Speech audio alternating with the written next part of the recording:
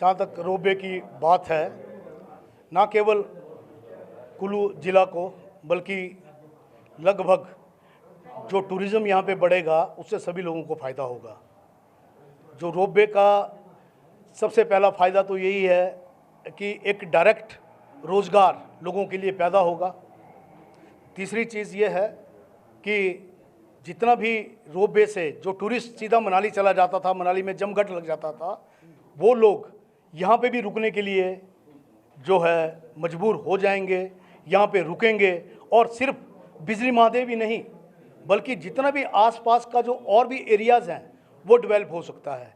इसके साथ साथ रोज़गार के भी साधन बढ़ेंगे, क्योंकि कुछ लोग रोपवे से जाएंगे, वापिस टैक्सी से आएंगे, रोपवे से जाएंगे और दूसरे तीसरे स्थानों पे भी जाएंगे जनरली।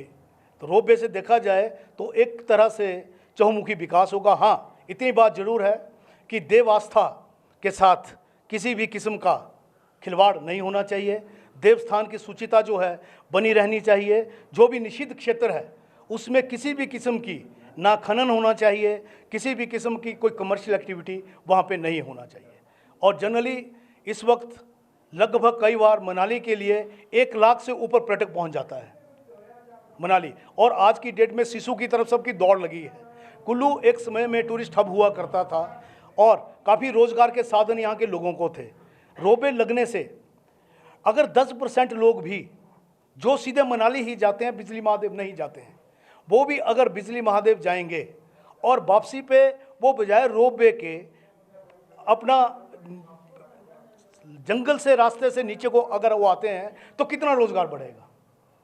बजाय हमें विरोध करने के, हमें सुविधाओं को बढ़ाने की बात करनी चाहिए। हमें बात ये करनी चाहिए कि आसपास के जो दूसरे क्षेत्र भी कुल्लू के अनछुए क्षेत्र हैं टूरिज़्म के लिहाज से, उनको भी विकसित करने की बात करनी चाहिए, ताकि टूरिज़्म यहाँ पे टूरिज़्म बढ़े और खासकर टूरिस्ट यहाँ पे आए, 4 से 5 दिन तक यहाँ पे रुके। और आप एक कल्पना कीजिए कि लगभग 2 से 3 हज़ार टूरिस्ट पर डे, सिर्फ मैं बड़ी छोटी सी बात कर रहा हूँ, कुल्लू में रह रहा है, कुल्लू में डिफरेंट जो एरियाज़ हैं उनको एक्सप्लोर कर रहा है, तो कितनी रौनक यहाँ पे बढ़ जाएगी और कितना पैसा सर्कुलेशन में आ जाएगा। जहाँ तक रोपवे की बात है, ना केवल कुल्लू ज़िला को बल्कि लगभग जो टूरिज़्म यहाँ पे बढ़ेगा उससे सभी लोगों को फ़ायदा होगा। जो रोपवे का सबसे पहला फ़ायदा तो यही है कि एक डायरेक्ट रोज़गार लोगों के लिए पैदा होगा। तीसरी चीज़ ये है कि जितना भी रोपवे से जो टूरिस्ट सीधा मनाली चला जाता था, मनाली में जमघट लग जाता था, वो लोग यहाँ पे भी रुकने के लिए जो है मजबूर हो जाएंगे, यहाँ पे रुकेंगे। और सिर्फ बिजली महादेव ही नहीं बल्कि जितना भी आसपास का जो और भी एरियाज़ हैं वो डेवलप हो सकता है। इसके साथ साथ रोज़गार के भी साधन बढ़ेंगे, क्योंकि कुछ लोग रोपवे से जाएंगे, वापिस टैक्सी से आएंगे, रोपवे से जाएंगे और दूसरे तीसरे स्थानों पे भी जाएंगे जनरली।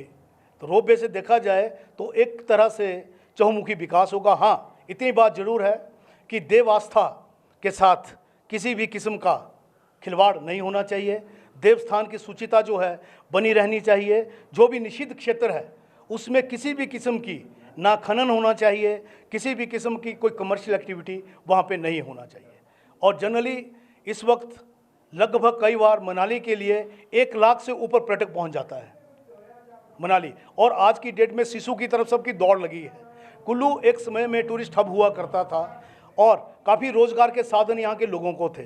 रोपवे लगने से अगर 10% लोग भी जो सीधे मनाली ही जाते हैं, बिजली महादेव नहीं जाते हैं, वो भी अगर बिजली महादेव जाएंगे और वापसी पे वो बजाय रोपवे के अपना